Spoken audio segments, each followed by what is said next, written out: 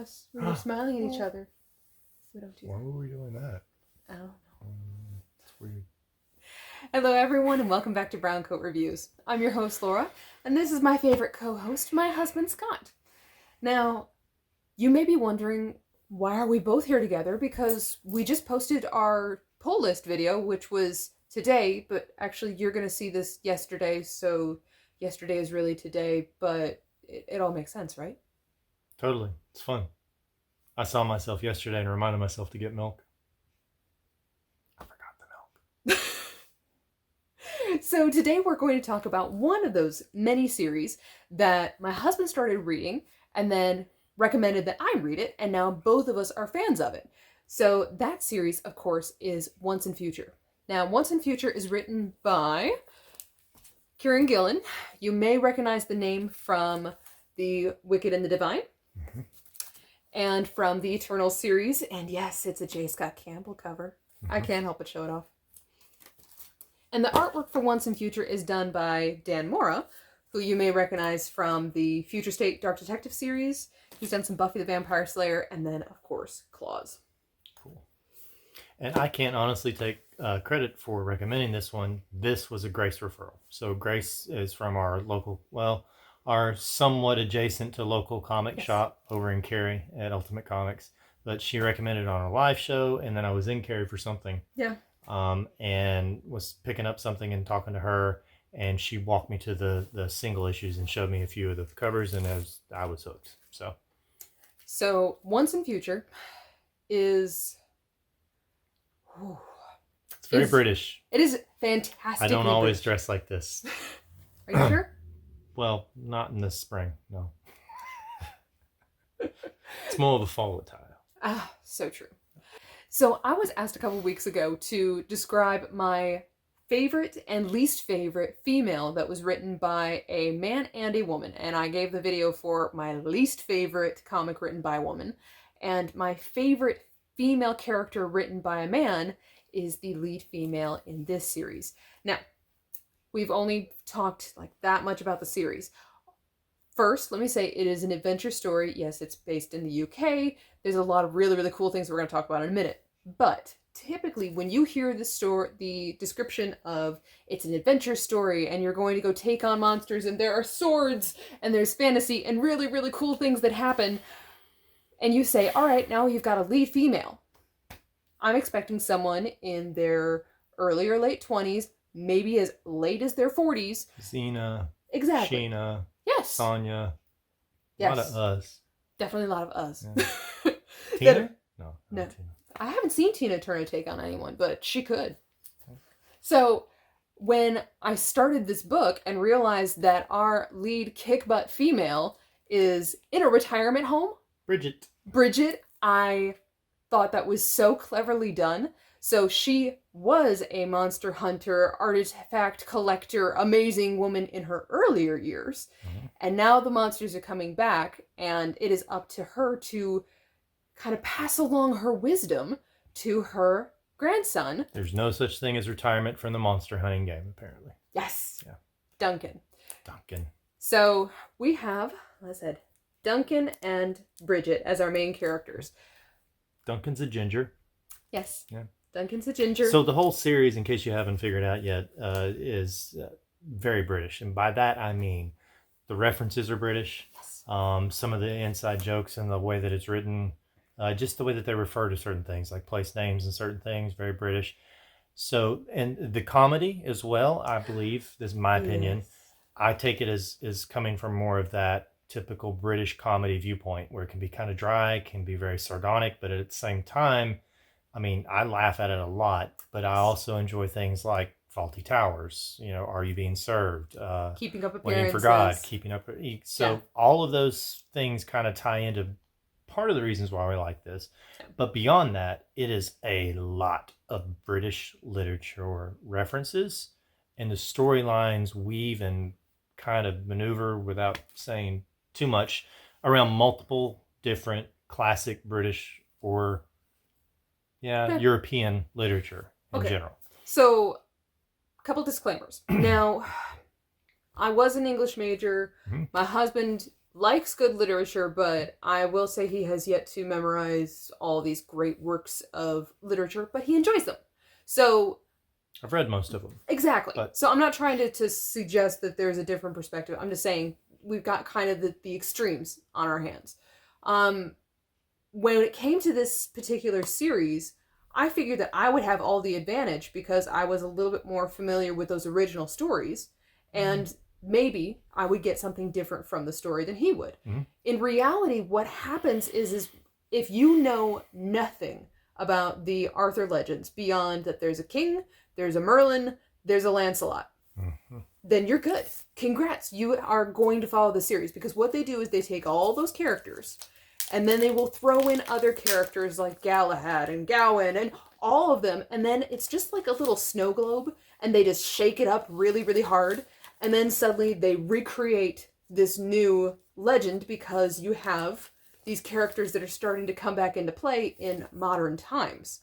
So everything starts changing. So you don't actually have to know anything about Arthur and the Knights of the Round Table to really appreciate the story. If you know some of it, you may get a little bit more from it, but it's not like a required reading where you need to do like an in-depth study. Yeah, I would agree. I mean, the story itself propels in a way, and the characters propel along in a way that you're going to find people you root for. Yes. You're going to find people that, you're questioning whether they're good or bad and all that kind of stuff, regardless of any of the literary references. So on its own, it stands very well, entertaining. It's exciting. It's got all the things that you would probably look for in an adventure series. Totally. But if you get some of those other references, it just adds another layer to it. It's a more depth. One of the things that I really liked about it, and when I talk about like the witticism and like that dry wit, so this is obviously, that's the front of issue 1. Okay, one of the options. Pretty cool. This is the back. Okay, so here we go with issue 2. It's going to be a major storyline, plot spoiler. Not really. You probably, if you've heard anything about this series, you know what's coming. But if you haven't, look away. Here's the back. It's just something like that. We go from this to this in one issue. You get an idea of where the story's going. One of the things that Grace said in her review of it that actually piqued my interest in the first place was, everybody said, what if the king came back to life? Well, nobody said that would be a good thing. Exactly. So there's your catch. And we won't give anything away, really, I promise, to anybody that's not started it yet. But I will tell you this. If you like quest, you like heroes, heroines, you like good versus evil, you like a little bit of magic, a little bit of sorcery going on, and there be dragons. Yes. If you like any of that or all of that, you will like this series, regardless of any of the rest of the stuff we've already talked about. And some of the favorite parts that both of us have definitely giggled about. Yes. So yeah, like if I was sitting here describing Bridget as a character, I'd be like, oh, she's your grandmother. Oh, no. The best parts are when Duncan, who has never been exposed to any of this world stories, didn't know anything about this, and has just kind of been thrown into the storyline, just like we are. So he is kind of our voice in this chaos. And he, at one point, is turning to his grandmother like, why didn't you tell me? I can't handle this. There are monsters. There are things that are going bang. Bumping that. And her response is, oh, dear, you don't need to be fussing that much. I mean, and she gives this very classic, witty, just British response of, oh, really? Do we need to cause a fuss again? Yeah. And it's so funny to watch the two of them play off of each other. Yeah, the relationship between them is very dynamic, and they're very much, at the beginning, you would think opposites. Yes. We're 12, 13 issues 17. in now? How many issues in now? 17. 17 issues. Wow. It's literally, it reads so quickly and so well that like it feels like no time has passed while you're reading it. And then it's like an eternity until the next one comes out, which is a sign of a really good read, but also the struggle we all have. The thing is, though, with this, we're kind of learning as we get into it what they may or may not have more in common than we thought at the beginning. And as they add more characters into it, you also see kind of a little bit of a different side of each of them, meaning that what they start off at the very beginning isn't necessarily the way they are throughout the whole story. That being said, I mean, Duncan he's literally as well, I believe, a virgin in this story, not just to the world that his grandmother exposes him to, but he's awkward. He's that socially awkward, like if he likes the girl, his tongue immediately decides that it's going to disappear, and he goes up to her to say something as simple as hello, and it comes out as so he's that guy. And then he gets thrown into this sword-wielding life. In this maze of like weirdness and bravery and chivalry and danger, and his tour guide through it is his grandmother. I mean, if nothing else, I have pity for the guy, because I'm just like, how could you possibly go from being a bit socially awkward and a little, introverted to being like, wait, no, Granny, don't fight that monster. Get back in the car. But I don't want to fight the monster. Go, Granny, you go. You get that monster, Granny. Why didn't you tell me there were monsters in the car? It's hilarious to watch his mind try and figure out what he's seeing.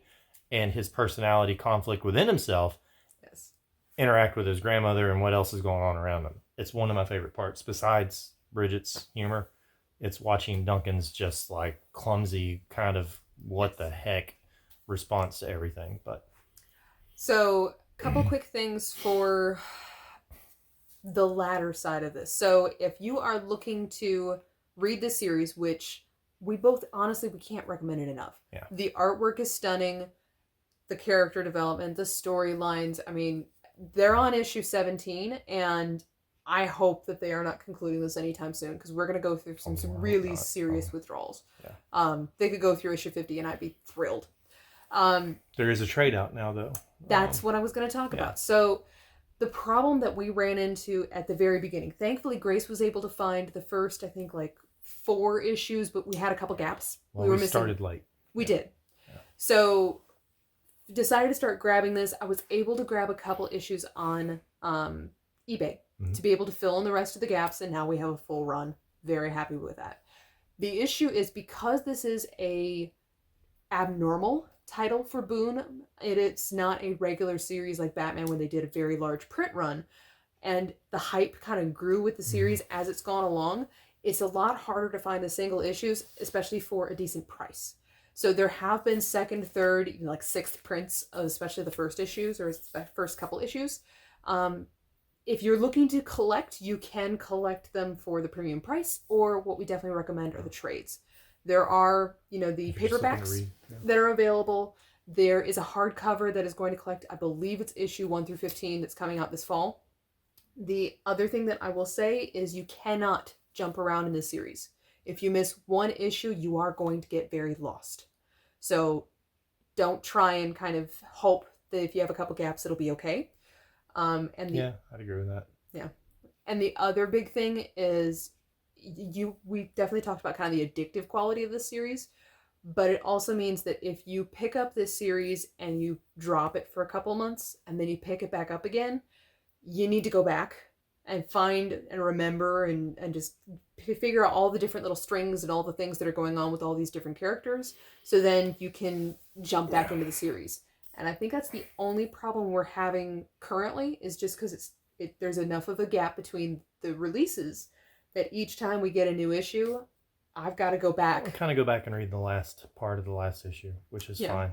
But it's also because we have a massive reading list too. I think if we were only reading 3 or 4 titles, it would be a lot easier to recall. But end result, definitely highly recommended. 2 big, huge thumbs up. Oh yeah. If you can grab the trade to jump in, that'd be awesome. If you don't want to do that, or you happen to already have some of the other issues, definitely, like Laura just said, I would start with issue 1 and go forward from there, not skipping any. But it's definitely something that I think people out there will enjoy as much as we have, I hope. So one of the other options that we have started grabbing, of course, are some of the special covers. I still have 2 over at Ultimate Comics Raleigh that I am eyeing. Dan, I will be talking to you about those 2 soon. Yes. But this was one of the special covers. Don't ask me which issue it was. Issue 14. He knows? That's why she keeps me around. I loved this. Just the. Sorry, I was gonna say that.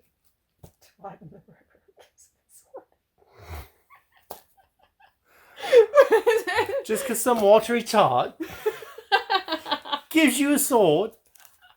Help, I'm being oppressed. Sorry. Woo, sorry. I saw that and I immediately just went down a rabbit trail. Well, I'm the king. You're not my king. Sorry. Okay, we're done.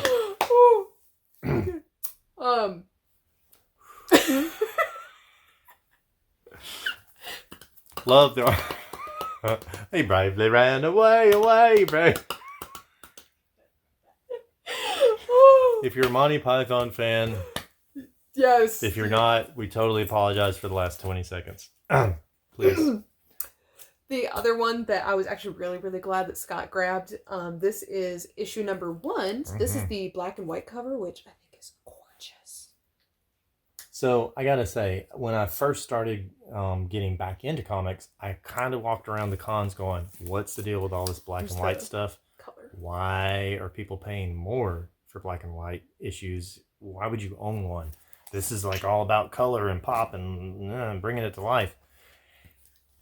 As I've matured, perhaps, as a comic collector in general, there's just some stuff that you see in black and white. Now, I don't think all of them, but some of them, because there can be so much in the gray.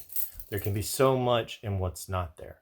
Where the white, and actually one of Laura's favorite artists right now, and I'm becoming a bigger fan, Ken Lashley, was doing a Facebook Live recently when he did that sketch for you. Yes. And he was talking about, he actually had a white pen. And somebody commented, like, I didn't know that was actually like a pen you used in your drawings. I thought that was just areas on the page that you left blank. And he was talking about how, no, the white, and I think he's kind of known for it. There's a Black Lightning cover of his. Yes. And maybe a Batman cover of his. Yes. That both, like, the white, actually, it just makes it leap and gives it a life of its own. Like, it almost portrays a movement the way that he uses it. So, huge thumbs up to Ken Lashley. Love that. Beyond that, back to the black and white issues. In this one versus, the standard, there's obvious differences. And some of the detail, to me, honestly, stood out more in the black and white than in the color. The color almost distracted me, I guess is what I'm trying to say. So I'm becoming more of a fan of black and white. I'm really glad that I grabbed this one because we're hopefully going to get this one slabbed too. Yeah, and the price on this one, because it was issue number 1, and again, Scott was grabbing this before the series was really blowing up. Yeah. He got it at a very reasonable price, and now it is not so much of a reasonable price. So, yay. Yes. Good for values. Good for collectors. Yes. So. Good for collections.